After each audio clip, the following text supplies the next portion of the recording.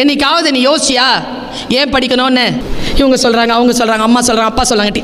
நீ படித்தா என்ன நடக்கும்ன்றத சொல்கிறேன்.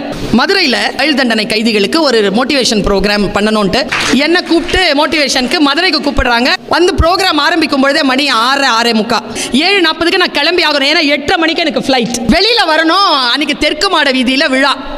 சிறையிலிருந்து ஏர்போர்ட்டுக்கு போகிறதுக்கு 40 மினிட்ஸ் ஆகும்.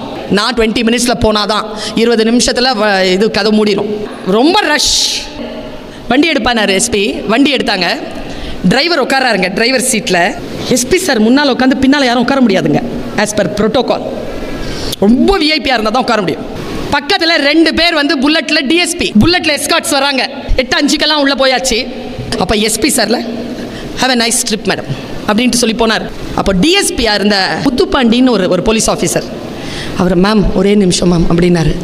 சார் இந்த காட்சி இல்லை மேடம், இதை நான் என் மகளுக்கு சொல்ல போகிறேன் மேடம். என்னது சார்? நீங்கள் யார் மேடம்?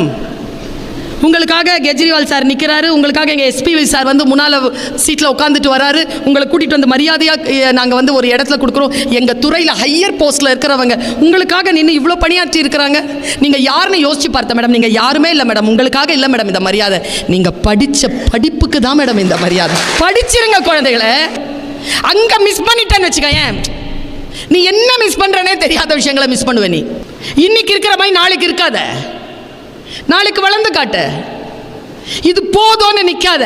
அடுத்தது என்னன்னு யோசி.